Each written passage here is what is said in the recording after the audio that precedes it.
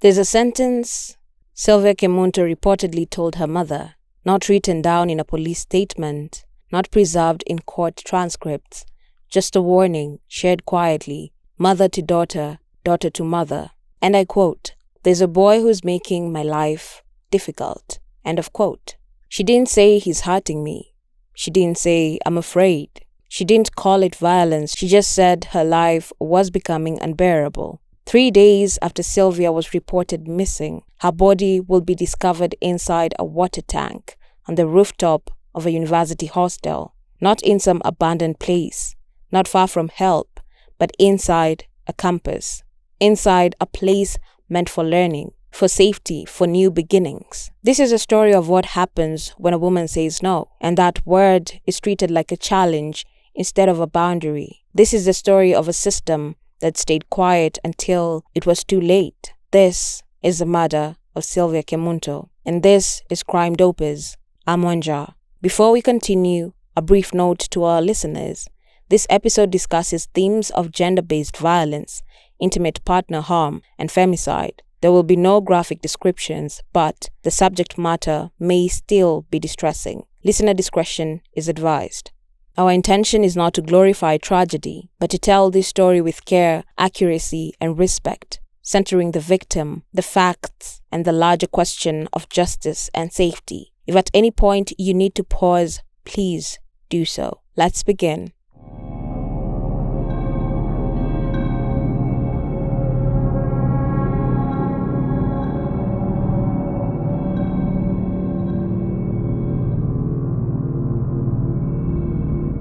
Multimedia University of Kenya sits just outside Nairobi city center, close enough to feel the city's pulse, but far enough to feel like a world of its own. Surrounded by busy roads, hostels, and fast-growing neighborhoods, the campus is a crossroad where students from different counties, backgrounds, and dreams come together chasing the same promise. To many, MMU represents opportunity, media careers waiting to be built, engineering dreams still taking shape, digital futures imagined in lecture halls and late-night discussions. It's a place filled with firsts. Fast real freedom away from home, fast love, messy, intense, sometimes confusing, fast heartbreak, quiet, private, often carried alone. In March 2025, campus life moved at its usual pace. Lectures during the day, assignments piling up, hostel corridors echoing with laughter, arguments, music, WhatsApp group chats buzzing late into the night, missed deadlines, inside jokes, voice notes sent after midnight. Security guards made their rounds. Students came and went. Nothing appeared out of place. Nothing suggested that behind one hostel door, a private conflict was reaching a dangerous breaking point. Because tragedies like this rarely announce themselves. They hide in normalcy, in routine, in silence, and for days that silence held, until something broke it. Not a scream, not an alarm, but a smell, one that drifted slowly upward toward the rooftop. And once it was noticed, nothing on that campus would ever be the same again.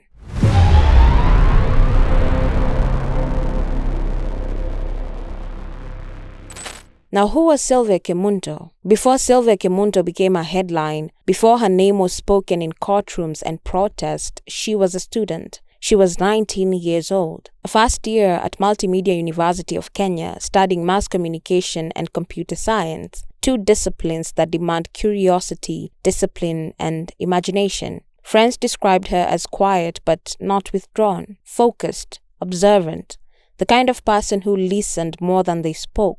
The kind of person who chose her words carefully. She was adjusting to campus life, like thousands of other first years every year, learning how to manage time, deadlines, relationships, distance from home. And like many young women navigating new independence, she was also learning something harder, how to set boundaries.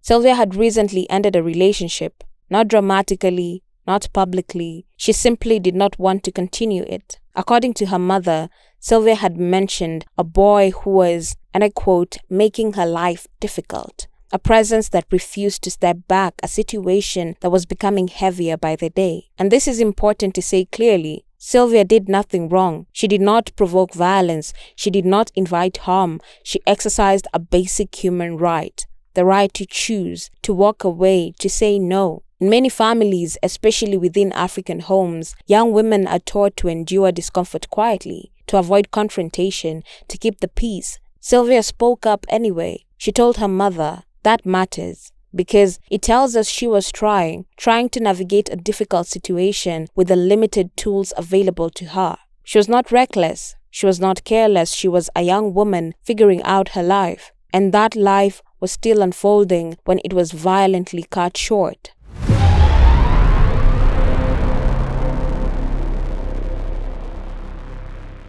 Now let us get to the last day Sylvia Kemunto was seen alive and the timeline of events on that day. Sunday, March 30th, 2025. On campus, Sundays are quieter but not empty. Some students are heading to church, others are sleeping in after long weeks, some are doing laundry, scrolling through their phones, planning the week ahead. It's a day that rarely feels dangerous. For Sylvia Kemunto, it appeared to be just that, another ordinary Sunday. No reports of distress, no emergency calls, no visible sign that that day will be different from the many before it. At some point that day, Sylvia was inside her hostel room. She wasn't alone. With her was someone she knew, someone familiar, someone who had been part of her life recently, her estranged boyfriend.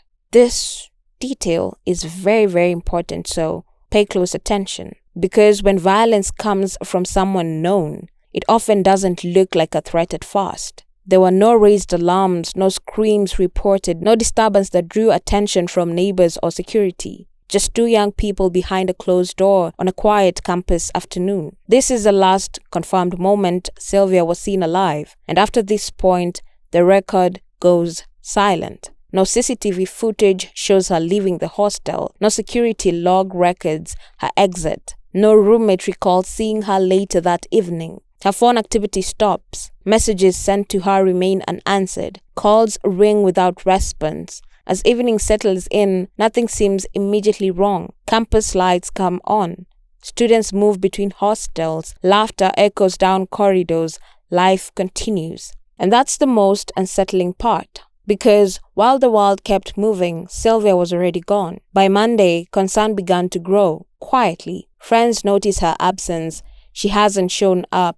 She hasn't replied. But concern moves slowly in places like this. On university campuses, absence is often explained away. Maybe she traveled. Maybe her phone is off. Maybe she just needs space. No one wants to assume the worst. And so, precious time slips by. Above the hostel rooms, above the corridors where students walk past each other unaware, Sylvia's body had been hidden, concealed, out of sight, waiting. The missing person report will come later. The search will follow after that. But by the time questions became urgent, the truth had already been there for days, silent, unseen, and growing harder to ignore.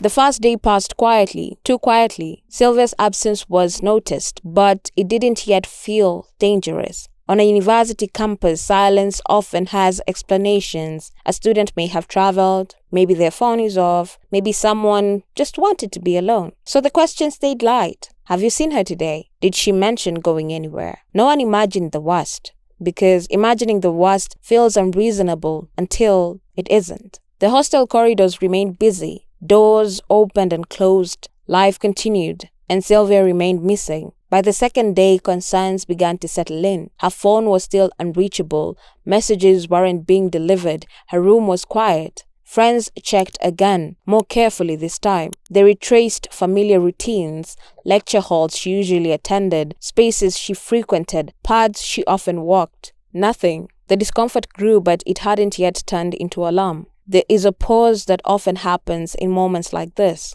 A waiting period, a hesitation shaped by hope. Maybe she'll show up. Maybe we're overthinking it. Institutions hesitate too, because escalation comes with consequences, paperwork, questions, attention, and so another day passed. By that day, the silence had changed shape. It was no longer explainable, no longer convenient. Sylvia had not attended classes, she had not contacted friends, no one had heard her voice. At this point, concern became fear. Students began searching more urgently. Doors were knocked on, names were called out, the tone shifted from questions to whispers. Something is wrong. University authorities were alerted with great urgency. The missing person report gained weight. And that's when something else entered the story. Not a message, not a call, a smell. At first, it was faint, almost dismissible. Hostels are shared spaces, others come and go. But this one lingered.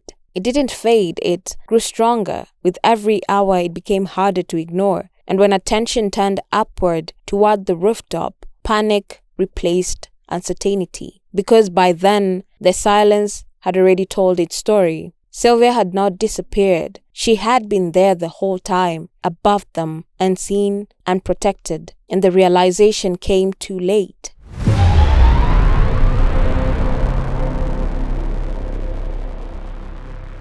By the third day, the search moved upward. Not because anyone expected to find answers there, but because the smell would no longer let them look away. At first, it had been brushed aside. Hostels have shared facilities, water tanks, storage spaces no one checks unless there's a problem. But this was different. It lingered, it spread, it followed people as they walked. Eventually, maintenance was called. Security was alerted, and attention turned to the rooftop of a hostel building within Multimedia University of Kenya. What happened next unfolded quietly. No sirens, no crowds rushing in, just doors unlocked, steps climbed, and a water tank opened. Inside, they found Sylvia. Not in a remote field, not far from help, but inside the university, above the corridors where students had been passing each other for days, laughing, studying, living. Her body had been concealed, hidden in a place meant to sustain life. And in that moment, the campus stopped being familiar. Shock moved faster than words. Students froze, some cried, others stood in disbelief. Phones came out, but no one knew what to say. Classes were suspended, security tightened, the air changed. What had been a place of learning became a place of mourning, and the questions arrived immediately. How had this gone unnoticed? How long had she been there? Who had last seen her? But above all, one question echoed louder than the rest. How could this happen here?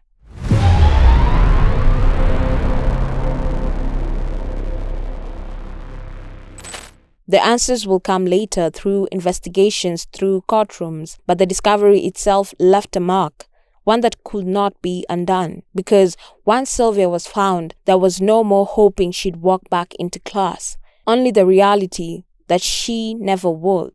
Police moved onto campus within hours. Statements were taken, security logs reviewed, CCTV footage requested. The hostel became a crime scene. And investigators began with the simplest question: who was the last person to see Sylvia alive? That answer surfaced quickly. Witnesses placed Sylvia in her hostel room on Sunday, March 30th, with her estranged boyfriend, a fellow first-year student. This is where the investigation narrowed. Police examined entry and exit points, security records, camera footage, and here's what they didn't find. No footage of Sylvia leaving the hostel after that day. No evidence of her traveling. No indication that she ever left campus. Her phone activity had stopped. The silence had an explanation now, but not yet a confession. As police pieced together timelines, another detail raised concern. A young man last seen with Sylvia was no longer on campus. His absence stood out. Not because leaving campus is unusual, but because the timing mattered. When police began looking for him, he was already gone. Days later, he will surrender himself to police in Sultan Hamoud. And this is where the case shifted yet again. According to investigators, the suspect admitted involvement in Sylvia's death. The alleged motive was not robbery, not academic rivalry, not a random act of violence. It was rejection. Police say the suspect told them he killed Sylvia because she didn't want to continue the relationship. This is one of the hardest parts of this case to sit with because it reframes the danger. The threat didn't come from a stranger. It came from someone Sylvia knew, someone she had trusted. But even with an arrest, important questions remained unanswered. How was a body concealed on a campus rooftop without detection? Why did it take 3 days for the alarm to be raised? Were there warning signs that went unnoticed or unreported? And what systems failed Sylvia? The investigation will move forward. Charges will be filed. But the gaps, the what wasn't found, will follow the case into the courtroom and into the public conscious.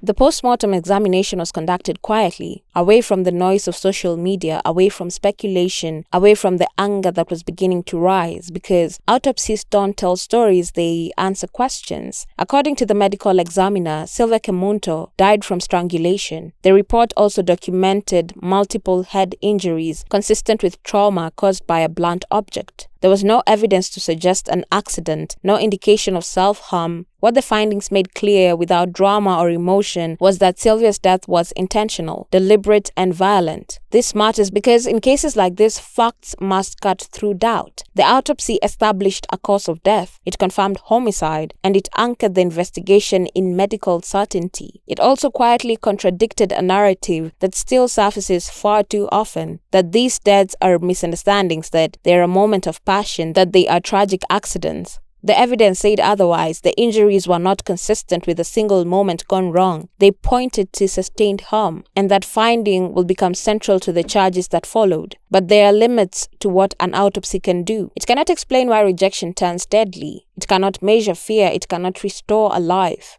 What it can do and what it did here is remove ambiguity. Sylvia did not disappear, she was killed. And with that confirmation, the case moved fully from a missing person to a murder trial, one that would unfold in Kenya's court system, slowly, publicly, and under scrutiny.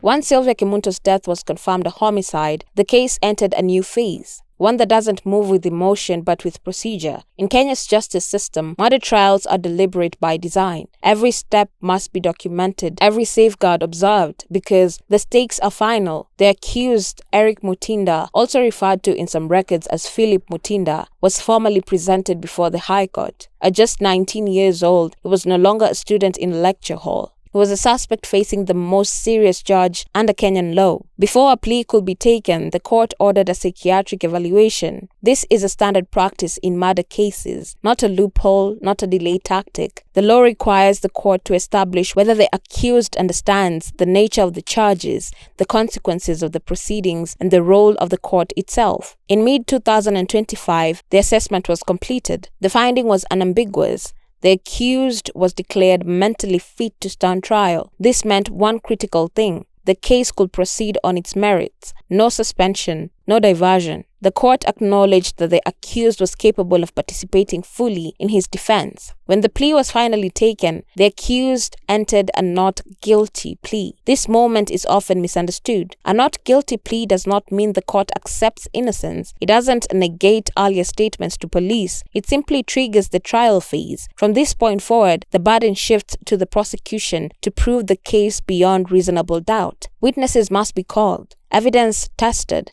timelines reconstructed. This is where cases slow down. Then came the question of bail. Under Kenya's constitution, bail is a right, but it can be denied if compelling reasons exist. The prosecution opposed bail. Sylvia's family, through their legal team, also objected strongly. Their argument was direct. The accused had already left campus after the incident. He was arrested only after surrendering in Sultan Hamoud. This indicated a flight risk. They also raised concerns about interference with witnesses, the seriousness of the offense, public safety. After reviewing submissions from both sides, the court ruled against granting bail. The accused would remain in custody as the trial proceeded. For Sylvia's family, this was not closure, but it was reassurance that the court recognized the gravity of the case. Since then, the case has moved in increments, mentions, pre-trial directions, witness scheduling. Each appearance requires the family to return to court, to listen, to wait. As of January 2026, the trial is active and ongoing. A substantive hearing is scheduled for January 26, 2026, with 4 prosecution witnesses expected to testify.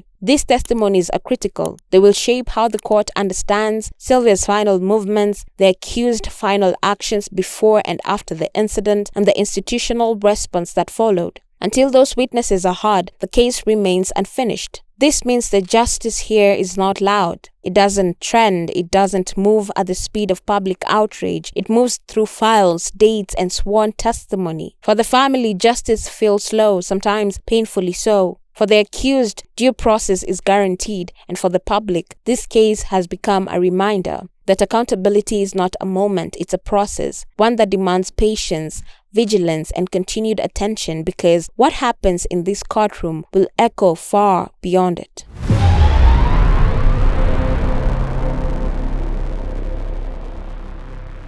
Multimedia University of Kenya found itself at the center of uncomfortable questions, not about the crime itself, but about prevention. How does a body remain hidden on a campus for 3 days? What safety protocols existed? Were they followed? Were they enough? Sylvia's family, through their lawyers, made their position clear. They believe the university failed in its duty of care. They have indicated plans to pursue legal action, arguing the student safety systems were inadequate. This isn't about assigning blame lightly, it's about responsibility. Universities are more than learning institutions, they are guardians, especially for first-year students navigating independence for the first time. Lighting, security patrols, hostel access, emergency response, all of it matters. Because safety is not proven by what usually works, but by how systems respond when something goes wrong. And for many students watching this unfold, trust was shaken. If this could happen to Sylvia, could it happen to anyone?